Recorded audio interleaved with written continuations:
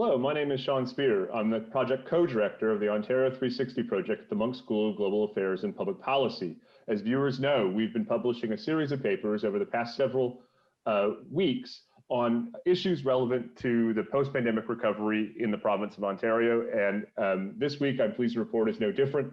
The Ontario 360 project recently released a paper entitled Performing Provincial Energy Planning, which was a bit different than some of the other papers we've released this year. It was the result of a roundtable that Ontario 360 hosted on March 29th with leading energy policy experts from across the province in order to identify and synthesize some of the key issues and areas of consideration as the Ontario government consults and ultimately develops a long-term energy plan for the province. And I'm pleased today to be alongside my project co-director, Drew Fagan, along with Cynthia Chaplin, who runs an energy-related organization called CAMPUT, and who has real expertise to bring to bear on the different issues and areas of consideration with respect to a long-term energy plan for Ontario. Drew, as always, it's great to be with you. And Cynthia, thank you so much for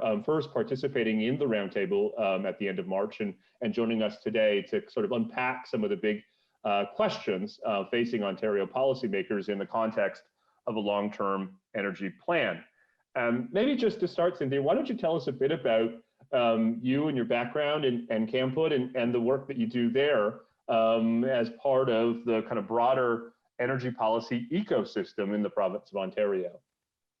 Sure, thanks. And thank you, Sean, and thank you, Drew. I'm really happy to be here today to extend the conversation that we started at the roundtable about really important issues, right? So yeah, I'm the executive director of CAMPUT, and it's the Association of Canada's provincial, territorial, and federal energy and utility regulators. So it's really an association of regulators. And it has really its primary purpose is to promote regulatory excellence. And it does that through four key ways. One, we do a lot of education for regulators and also for stakeholders. So we offer that education to the broader community. And we run a course every year that is an introductory course for regulation. We also facilitate a lot of dialogue amongst our members to share best practices and discuss issues of common interest. Sometimes the life of a regulator can be a bit lonely. You're often quite circumscribed in the freedom of your ability to discuss things outside your decision making. So we have a weekly newsletter, we have monthly webinars, we run twice yearly conferences for our members. But we also think it's really important to be outward facing as well. Regulators need to be engaged with the broader community. So we try to foster dialogue between stakeholders and regulators, and we have a large annual conference where we do that, and we did that online this year, last week, and so that was quite successful. And we're also more and more trying to enter into kind of collaborative arrangements and collaborative projects with think tanks, with academics, to investigate issues more deeply and really try to advance thinking. So we currently are doing a project with Positive Energy at the University of Ottawa. And we also are just coming to the end of being part of a collaborative project with the Public Policy Forum, which convened a series, over 3 years, convened a series of roundtable dialogues for energy regulators. So that's, and then me in a nutshell, I'm the executive director of CAMPUT, but I come to that having spent most of my career as a regulator, primarily at the Ontario Energy Board, but also with the natural gas regulator in England. So lots of experience being a regulator. That's great. And of course, the OEB was, part of our roundtable at the end of March and fundamental to the rethinking maybe that's going on with regard to energy regulation in Ontario. So Sean said off the top, that thinking about long-term energy planning in the province of Ontario, the government of Ontario has had 3 LTEPs, as they're called, long-term energy plans over the last 10, 12 years, and there was a requirement in law that these be done. And that's been changed by this government as it thinks about, I think, the balance between technical expertise and political input, and the balance between the many players who work in the system and, in fact, the center, if you like, government, and the degree to which it should be top down. So that to me was sort of the fundamental premise with which we went into this roundtable. Maybe you can take us through with your expertise some of the background to this and how they're rethinking it, and maybe some of your thoughts with regard to that rethinking itself. Sure. Well, that's a big question. Sorry about that. Yeah. No, not at all. So, yeah, I mean, I think just at the basics, I think the engaging in some sort of long-term planning is key. And I think you have put your finger on it in terms of finding that balance between where you bring in technical expertise, sort of that analytical rigor, that transparency, that openness, with how do you balance that with the sort of political considerations, which are very legitimate considerations. And we haven't found that balance yet, I think. Why is the planning itself important? Well, because I think that the exercise of planning, it brings structure to dealing with these big issues. And I think the process itself enhances the transparency and really acknowledging the trade-offs that are inevitably part of such a large kind of system. So I think you want to bring that transparency and that analytical rigor to looking at the options, looking at the impacts, and trying to assess the trade-offs. And it is, the energy system is a very complex system. Right. The reliability requirements are really exacting, right? Like there's not much margin for error. But by the same token, in terms of the types of resources, where they're located in time, what their attributes are, there's a wide variety. So that there is complexity, but the fact, it's difficult, but it's still important to do. And I guess to me, it's as much about the process of the planning as the plan itself, because, we can't predict the future with certainty. Any plan, some plan isn't going to be a magic answer. So it's about the process itself, and it's about bringing those what I see is bringing those trade-offs, some light on those trade-offs. Because I think as much as possible, you want to align all your goals, but although the goals are not going to necessarily be achievable at the same time and to the same extent. And I think that that's where, when the government has been more deeply involved with the planning process, where it finds particular, it's particularly difficult for it to be very transparent about that. Right. So, I think if we moved away from sort of one plan and kind of had the conversation be focused on the planning process, and maybe the development of scenarios, because that way the technical expertise can be brought to bear. It can lay out a variety of scenarios. There's probably more certainty in the short term, more uncertainty in the long term. And then what you can kind of have is sort of a sustainable iterative process where, by looking at the scenarios and understanding the trade-offs, the political policy making can happen with a good grounding, a good transparent grounding. That then influences what the plan is going to look like. So it's sort of iterative. It's not like, one happens and then the other happens and then you're done. I think it feeds back and forth. And so, as you say, as you observed, originally the ISO was responsible for doing an integrated power, or the OPA actually at the time was responsible for doing an integrated power system plan. That was to be reviewed by the Ontario Energy Board. And then the process would go on. And of course, as I'm sure almost everybody who watches this will know and will remember, that initial public hearing process was cut short by the government. It took some major policy decisions, it took another direction, and there was never another hearing on it before the OEB.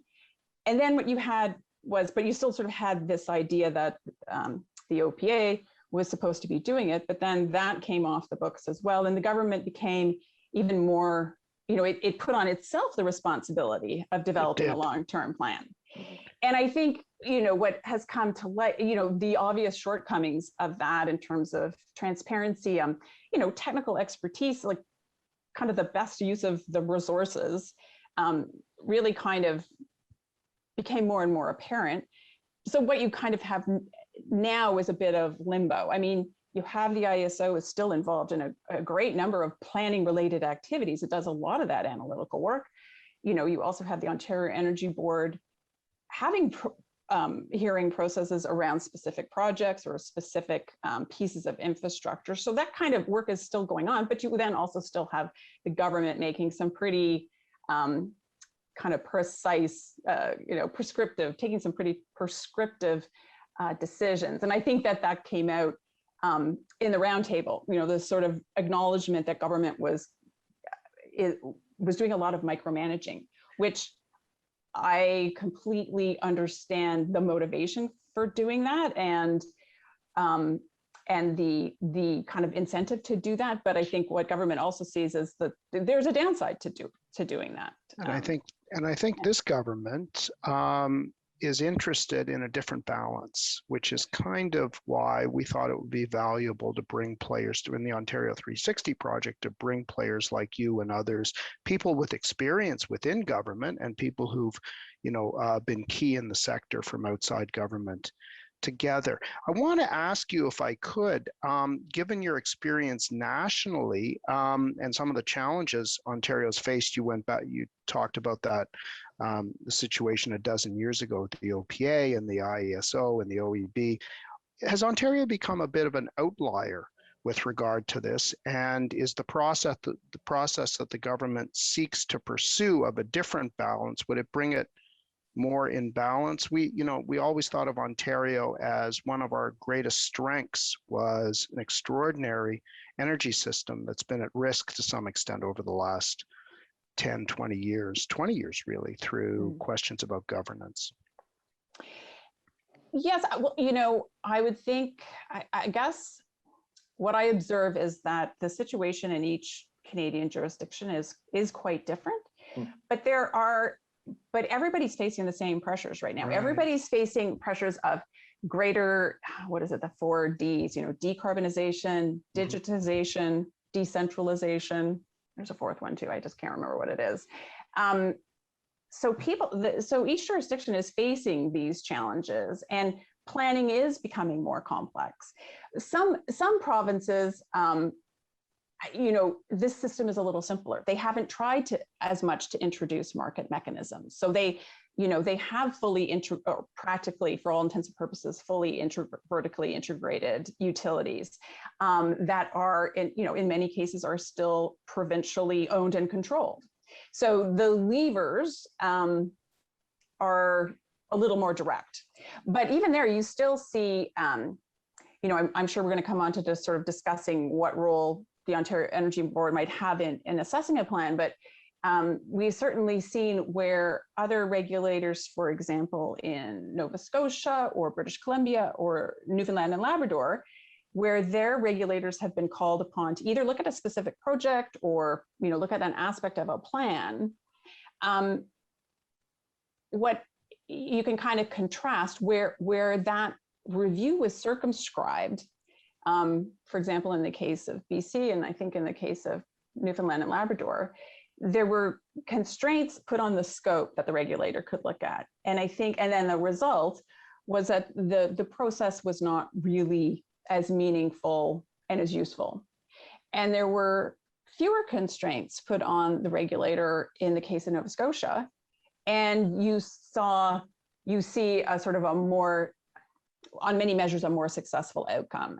And this is work that, and here I'm referencing work that's been done by Guy Holborn out of the Ivey School of Business, who's looked at, how do you govern major projects? How do you govern, and I guess I put that under the umbrella of planning, in terms of trying to find this balance between legitimate political or policy considerations. The policy does need to be established, and the more specificity with which it can be established, the easier the job is for the technical planner. So, yeah. May I just pick on your last point there? First of all, thank you, Cynthia. Those are just enormous insights for our audience, and particularly the cross-jurisdictional analysis it's so useful to sort of contextualize the state of play in Ontario. Both you and Drew referred to the role of politics. And of course, in most cases, you're not necessarily referring to, sort of electoral politics per se. You're talking about the kind of broader set of considerations. In some cases, they're normative. In other cases, they're balancing different priorities, including, as you say, price of energy, but also climate change considerations, Indigenous participation. These are all sort of belong in the realm of politics, sort of broadly defined. And as you say, those small p political choices influence necessarily the kind of direction and scope of the plan. And there's this dialogue between the technical expertise and analysis and some of these small p political choices that elected officials, governments are responsible for making. One of the tensions, I also liked your discussion of trade-offs. I think that that's such a central kind of framework for thinking about energy policy in the province of Ontario. One of the tensions or trade-offs inherent in the conversation at our roundtable at the end of March is the kind of fundamental role of energy policy planning. Is it to provide, reliable, affordable supply of energy in sort of a value neutral way? Or is it to advance other policy goals, whether it's equity or climate change or Indigenous participation or any number of things that many viewers would find, important goals in and of themselves?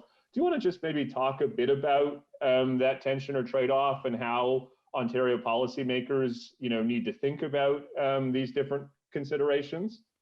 Sure. Well, energy is so inextricably linked to so many aspects of life, well, anywhere, and therefore also in our province.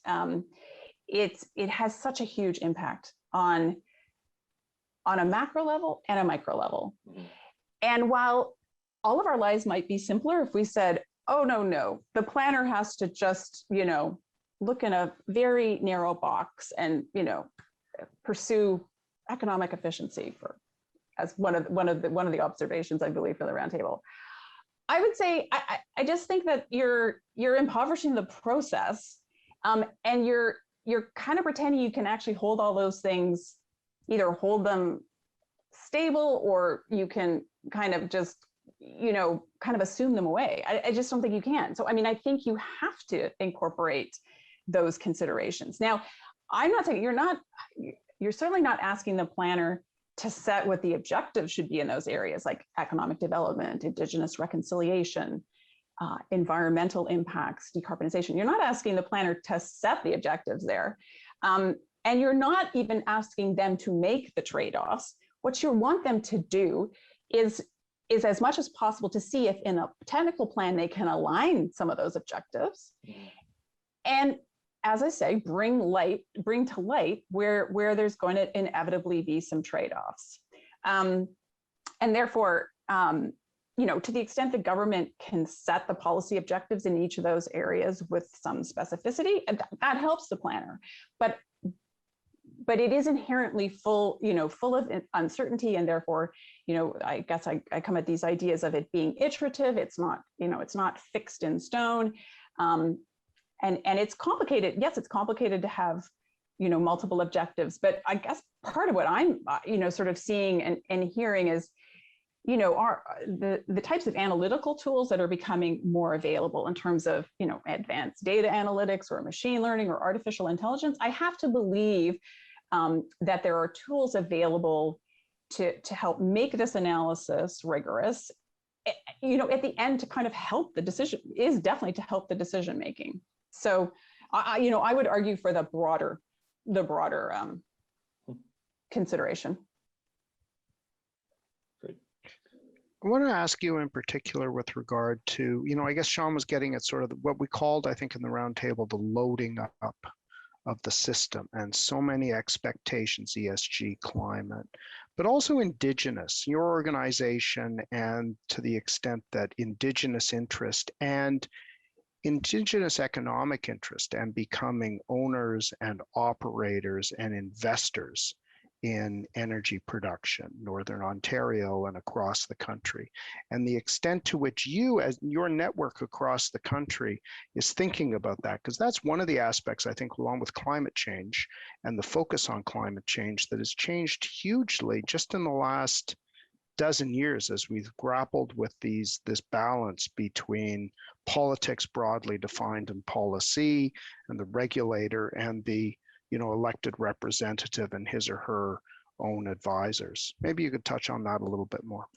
Yes, and certainly within the regulatory framework, we really have seen a very substantial evolution. I mean, I remember there were some of the early Supreme Court cases, and my memory is so bad for dates, but many years ago that established, it started off by establishing those rights to be consulted. Under the Constitution, yep, Indigenous groups had the right to be consulted. And watching the evolution of the case law and the practices, particularly the practices by project proponents, in terms of the development of more meaningful consultation, the development of more meaningful accommodation and mitigation, regulators have often struggled, because this is also another area where individual provincial statute influences to what extent a regulator itself should be consulting with Indigenous groups or Indigenous people, or are they just to assess the extent to which a proponent has done it? So there are complicated regulatory issues, but it's something that regulators continue to talk about and grapple with. But what we're seeing is, as Indigenous capacity has increased and asserted itself, we are seeing a movement from, being consulted and kind of having something done to them, to Indigenous communities being an active participant. Right. And I think everyone sees that, as a significant improvement, and it is moving us towards, if I look at the recommendations from the Truth and Reconciliation Commission, moving us to reconciliation, to really having a better, more enduring, more substantive relationship with our Indigenous peoples. And so I see regulators grappling with that, but I see a real progress. Actually, just in our conference last week, we had two quite remote communities, one in British Columbia and one in Nunavut, talking about the kind of projects that they are developing. One, in the case, they are attached to the grid, building a solar farm that's going to be attached to the grid in BC, and the benefits that's going to bring to their community. And then the other in Nunavut about, so of course they're dependent on diesel there,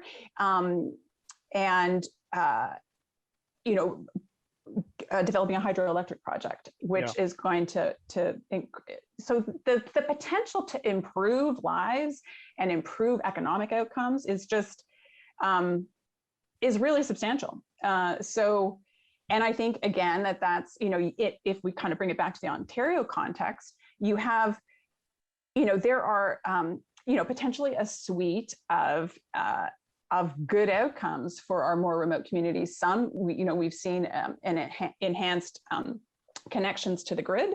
That can be a good outcome or a good, good option for some communities. Others are too remote, and we need to think about, kind of microgrid projects and ways to bring and facilitate that. So it's been really interesting to watch the evolution of that, and I am optimistic. I think we will continue to make strides in that area. That's terrific. That's a message that too often I think is neglected in the media and elsewhere, where there's a tendency to highlight challenges and potential legal conflicts and so on, and miss some of the tremendous kind of on the ground progress that's happening between regulators and communities, project proponents and communities. I think on net, this is a really positive story for the country, and I'm glad that you've highlighted it. Maybe I'll just wrap up with one final question, cognizant of your time. I'll make it a bit open-ended, which will permit you to kind of share any final thoughts that you have. You know, our consultation, our roundtable session was part of this broader consultation by the Ontario government. Ostensibly, at some point in the coming weeks and months, we'll learn more about a future long-term energy plan for the province, both with your CAMPUT hat on, but also just as a energy policy expert. What are some of the things that you're looking for in terms of, you know, being able to make the judgment that any long-term energy plan is sort of rooted in a solid foundation that's going to permit it as a useful pathway going forward, recognizing, as you say, you know, that there's a lot of contingency, you know, that will inevitably need to be managed over, you know, the 5-year or 10-year period of the long-term energy plan? Sure. Well, I guess I could see there being sort of 3 pillars. One, I think to the extent the government can articulate with as much, you know, as specifically as possible, its objectives around, particularly around climate change and decarbonization, where it wants to go with that. So to the extent the government can lay some groundwork around those big questions, set that kind of policy framework, I think then the IESO has tremendous capacity to do the analytical work and the technical work to develop a plan, develop scenarios. It has some really good stakeholdering processes to inform that process. And I think that's really important. And then I think that there could be a really positive and substantive role for the Ontario Energy Board to assess that plan, not duplicate the plan, not redo it, but really to test it, to pressure test it. I think was maybe one of the terms that was used in the roundtable, because it can do that in a very transparent and open way. The Ontario Energy Board has more than a half-century experience in running open public hearing processes that make public interest decisions, and sometimes that public interest decision criteria can be quite broad. So the OEB certainly has experience there. And also, you have a process like that, it's more insulated from sort of political influence or interference than if the work is only done by the IESO. It also, I think, it gives a little less lee room for particular interest groups or project proponents to kind of do an end run around the process in terms of promoting their, you know, going directly to government to get what they want. So, you know, if it might well be important to put guardrails on that through any legislative change. You know, you'd need to define what the OEB's authority was going to be. Is it going to approve the plan? Is it going to, you know, make recommendations? So you need to kind of, and I think there's good arguments for different types, different levels of authority. You know, there might also be a need to limit the scope. That's where I would advise caution, though. You know, I think if you kind of set the OEB's authority and perhaps even, for example, gave them a time limit and left them the sort of discretion to figure out what an appropriate scope is within that framework, I think you may avoid the risks of creating a process that's so limited in scope that it's not perceived to actually be meaningful, because I think that's sort of the risk. And then, you know, yeah, because I mean, you've got an expert regulator with a long history of running these kind of processes. And it seems to me that's really well aligned with what the government's looking for in terms of, you know, greater transparency, effectiveness, and accountability in the plan, and having a plan and a plan process that's protecting interests and providing, you know, promoting kind of investor confidence. And because those are sort of the key pillars. And I think, you know, this combination of some specific government policy objectives, harnessing the technical expertise and stakeholdering expertise of the IESO, and then using that sort of rigorous adjudicative type function of the OEB, you could have a really good, it could work. I think it could work. That's really terrific, and I think a good framework for our viewers to follow along this process and ultimately judge whether the government's plan reflects some of those principles and pillars. Drew, maybe just one final question for you, given your background and experience, both as a senior public servant, now as a professor at the Monk School. One of the things we've talked about both today and at the roundtable was this idea that the government, and in this case, I think I'm referring specifically to elected officials, may, for the first time, be predisposed to a model that Cynthia is describing, that the kind of over-politicization of the system over the past couple of decades not only hasn't served the system well, one could argue that there's been negative political consequences as well, because if you sort of break it, you own it, so to speak. And so maybe, Drew, we can just wrap up with you reflecting on the conditions for the type of reforms that Cynthia's outlined, and whether you think there may be a kind of opening of a policy window for a type of reform that permits kind of ongoing role for government to set out some of the specific policy objectives, but actually is disposed to the idea that something like the OEB is going to play a greater role in inoculating, assessing the plan and ultimately sort of inoculating the government from the political risks associated with owning it. So it's a great point, and it's a balance that is hard to, sort of bring to bear in many sectors.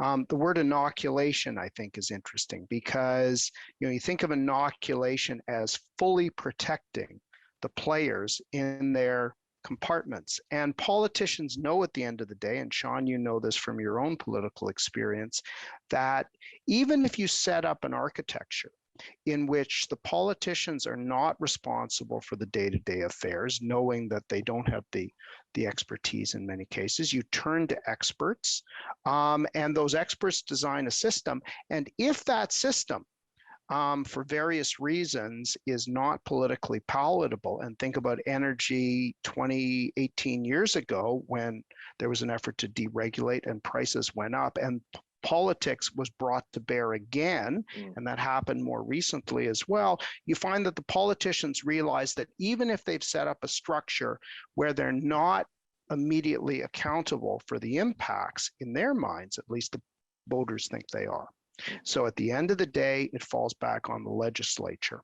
So even with the best of intent on a good governance system, it's often the case that, and this is very true in scandals, and you think of all sorts of sectors where this has taken place, where the minister might want to say, the accountability is with something else, but at the end of the day, they're accountable and they're conscious of that. And that's why in many cases, they are sensitive to taking their hand off the tiller.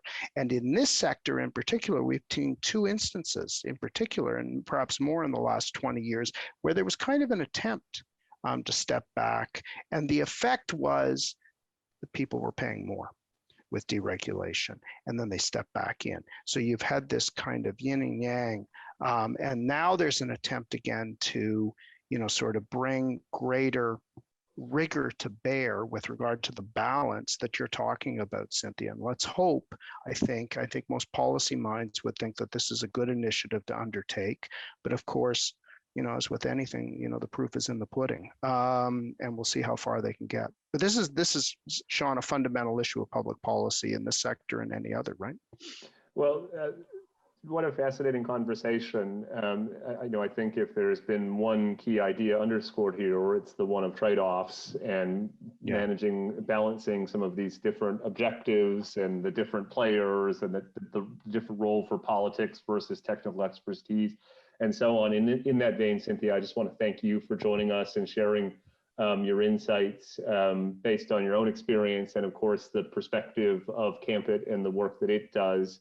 And for viewers, I would direct you to our paper. If you want to learn more about these issues, you can again find that at Ontario360.ca. The paper is entitled reforming provincial energy planning.